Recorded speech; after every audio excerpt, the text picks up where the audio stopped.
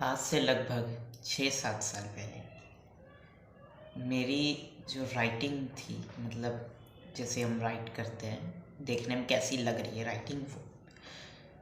तो मैं normal school में था। स्कूल में तो मैं अभी स्कूल से ही बाहर आया हूँ। मैं रहा हूँगा 7-8 क्लास में रहा हूँगा शायद मैं। उस समय मेरी जो राइटिंग थी, हाँ 9th क्लास में था मैं। मेरी जो राइटिंग थी वो इतनी गंदी होती थी, मैं मिला कर लिखता था और वो बहुत गंदी थी। मुझे ठीक लगती थी क्योंकि मेरी ही राइटिंग थी। लेकिन जो चीज़ गंदी होती है वो गंदी ही होती है, उसे इम्प्रूव करना चाहिए। अगर मैं बात करूँ राइटिंग के मामले में कि इम्प्रूवमेंट का मतलब क्या है, तो उस समय मेरे एक मैथ के टीचर थे। उन्होंने ये बोला कि एक अच्छी राइटिंग का मतलब ये होता है कि क्लियरली क्या लिखा है वो दिखाई देना चाहिए और सब कुछ क्लियरली समझ आना चाहिए। ये इम्पॉर्टेंट है एक अच्छी राइटिंग में। अगर ये चीज़ें हैं तो राइटिंग अच्छी है। तो मैंने सोचा ठीक है। अब उस वक्त उस राइटिंग की पढ़ाई सब करते थे। स्कूल में टीचर्स बोल दिया करते थे राइटिंग इम्प्रूव करो। मेरे ट्यूशन टीचर थे वो, जिन्होंने राइटिंग के बारे में बताया कैसी होती है, उन्होंने भी बोल दिया कि राइटिंग इम्प्रूव करनी है। प्रैक्टिस भी करवाते थे और स्टूडेंट्स भी तो बोलते ही थे सब कि राइटिंग गंदी है। तो चाहे जो कर लो, मेरी राइटिंग को कभी अच्छा नहीं बोला गया।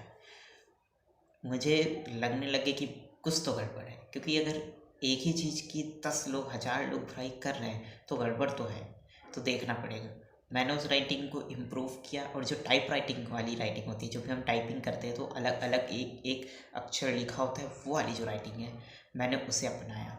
अब मेरी कुछ पुरानी इस पेंटिंग वगैरह में पहले बचपन में हल्का फुल्का लाइन वाइन खींचे कर लेता था। तो वो जो पेंटिंग होती थी, स्केचेस कह सकते हैं हल्की फुल्की, जो छोटे छोटे बच्चे करते हैं, उसे मैंने ध्यान दिया। जब मेरी राइटिंग इम्प्रूव हो गई थी तो मैंने ध्यान दिया कि उसमें जो मैंने किया है वो मैंने ना ज्योमेट्रिकल शेप बनाया। मतलब ऐसे कर्व है तो कर्व ना होके ऐसे ऐसे करके है।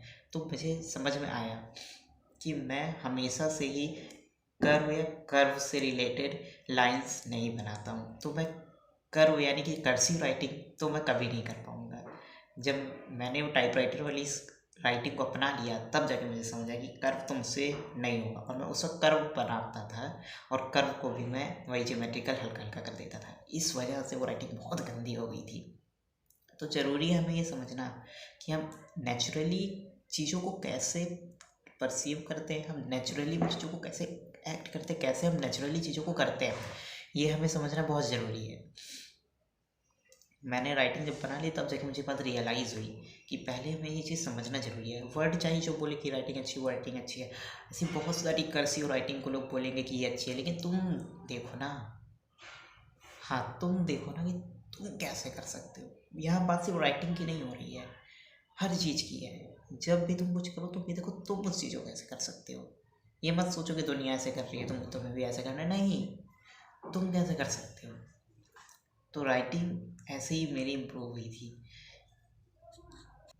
तो ये जो बात मैंने अभी बताई राइटिंग वाली, कि राइटिंग अच्छी होनी चाहिए, मैंने बात क्यों कही, जैसे जैसे टाइम बीतता गया, कई साल बीते, तो मुझे एक बात ये रियलाइज़ हुई कि अगर कोई प्रॉब्लम है, कोई भी प्रॉब्लम है, तो उसे सॉल्व कर लेना चाहिए। अब जैसे कि वो तो राइटिंग थी, राइटिंग तो सॉल्व हो गई, राइटिंग अच्छी हो गई। अगर मैं बात करूँ अपनी बॉडी के अंदर कोई भी फिजिकल अपीयरेंस, कुछ भी, जैसे कि तुम बहुत पतले हो या बहुत मोटे हो और लोग बोलते हैं कि यार ये तो मोटा है, ये है, तो तुम्हें मालूम है कि तुम्हारी प्रॉब्लम क्या है, तुम्हें पता है, लोगों ने बता दिया। देखो, रहते तुम सोसाइटी में हो, सोसाइटी में रहते हो तो तुम जो इम्प्रूवमेंट करोगे सोसाइटी के अकॉर्डिंग करोगे कि सोसाइटी चाहता है कि तुम्हारे अंदर ये इम्प्रूवमेंट होनी चाहिए तो वो होनी चाहिए। पर इसका ये भी मतलब नहीं है कि तुम एकदम उन्हीं की बातों में आ जाओ, वो तुम्ही को हैप्पी, वो कुछ भी बोलेंगे तो तुम्हें खुशी होगी, अगर अच्छा बोलेंगे, बुरा बोलेंगे तुम्हें तो तुम दुखी हो जाओगे। नहीं, ये नहीं चाहिए, ये नहीं चाहिए। तुम अपने अंदर इम्प्रूवमेंट करो। जैसे सोसाइटी में चाहिए कि एक डीप वॉइस होनी चाहिए, डीप वॉइस होनी चाहिए, जो कि मेरी नहीं है, पर होती तो लोग मुझे पावरफुली स्ट्रॉन्ग समझते हैं।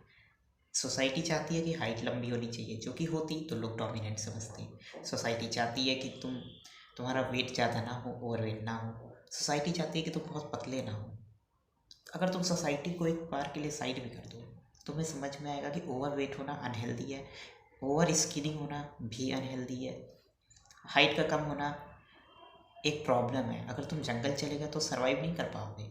और लोगों का ब्रेन ऐसे ही प्रोग्राम्ड है कि वो हाइट देख के ही सोचते हैं। अगर मैं स्किन कलर की बात करूँ कि लोग कहते हैं गोरा अच्छा है, तो तुम इस बात को समझो कि स्किन कलर, हाँ सोसाइटी अगर कहती है, उन्हें अच्छा लगता है, अगर तुम उनके लिए स्किन कलर को गोरा करोगे खुद को, तो वो मैटर करेगा। लोग तुम्हारे पीछे पागल हो जाएंगे, लेकिन वो नहीं कर सकते ना। जैसे कि मैं नहीं कर सकता, अगर मैं खुद को गोरा नहीं कर सकता तो मैं ऐसा क्या कर सकता हूँ। देखो, अगर कोई प्रॉब्लम है उसको तुम सॉल्व कर सकते हो तो करो, और अगर उस चीज़ को तुम जितना ज़्यादा सॉल्व कर सकते हो उसको उतना ज़्यादा सॉल्व करो, अगर 100% नहीं कर सकते तो। और जब उसके अलावा उसके अगल बगल और 10-20 चीज़ें कोई लाइन लगा दो अच्छी चीज़ों की, ताकि जो ख़राब चीज़ें वो छुप सके। लेकिन इसका ये मतलब नहीं है कि जो चीज़ ख़राब थी उसको इम्प्रूव ही ना किया जाए। जैसे कि मैं अपना एग्जांपल लेता हूँ कि मेरी हाइट बहुत कम है, 5 फीट 2 इंच है, और बस कम है। तो इस वजह से क्या होता है कि सबको तो है कि हाइट कम है। मैं इस चीज़ को छुपाने के लिए क्या कर सकता हूँ, मैं एक अच्छी फिजिक बना सकता हूँ, मैं अपने लुक्स पे काम कर सकता हूँ, और मैं अच्छे पैसे कमा सकता हूँ। लेकिन इन सब से क्या मेरी हाइट बढ़ेगी? नहीं बढ़ेगी। तो मैंने उन चीज़ की तो लाइन लगा दी जिनसे मेरी हाइट को छुपाया जा सके, पर हाइट तो नहीं बढ़ी ना। क्या मैं हाइट को बढ़ा सकता हूँ? ऐसी बहुत सारे तरीके एक्सरसाइज है जिसको 18 के बाद भी हाइट लोगों ने बढ़ाई है एक्सरसाइजेस करके। क्या ये चीज़ सच है, सच में बढ़ती नहीं बढ़ती वो नहीं पता, पर अगर कोई चांस है बढ़ाने का हाइट तो मैं बढ़ाऊँगा।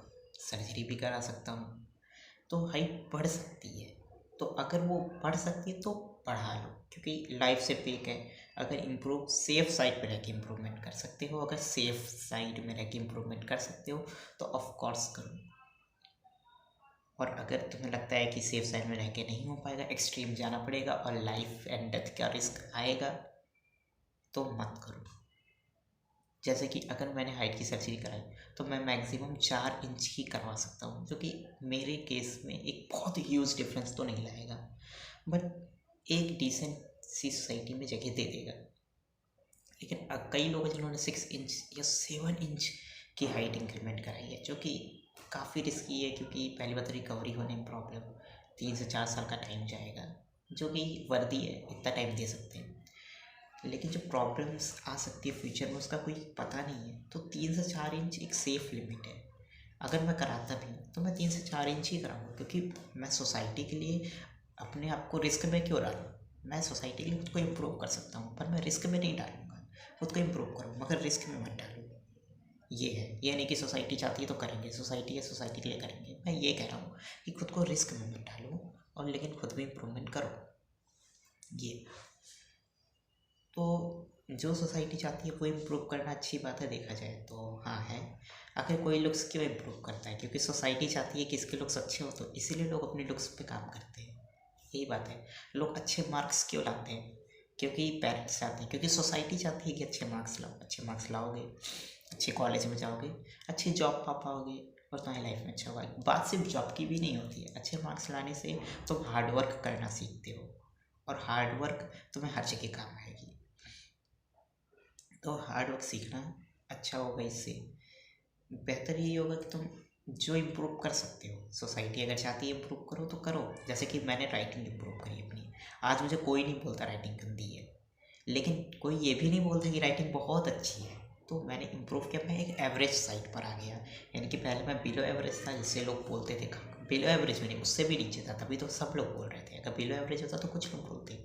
मैं बहुत नीचे था राइटिंग में, और जब राइटिंग मैं अपनी एवरेज पे लेकर आया तो अब कोई नहीं बोलता। लेकिन अगर मैं एवव एवरेज पे राइटिंग ले जाता तो लोग कहते अरे राइटिंग इतनी अच्छी है, लेकिन राइटिंग एवव एवरेज पे गई नहीं। ऐसा हुआ। तो हर चीज़ की लिमिट भी सेट होती है। किसी को, कोई पर्सन किसी चीज़ को एवव एवरेज ले जा सकता है, किसी को नहीं ले जा सकता। लेकिन हमारा गोल बस होना चाहिए कि वो चीज़ किसी भी हालत में एवव एवरेज हो। बेस्ट तो करना बहुत मुश्किल है, पर एवव एवरेज हर चीज़ पॉसिबल है कर पाना। तो उस चीज़ पे फोकस करना होगा।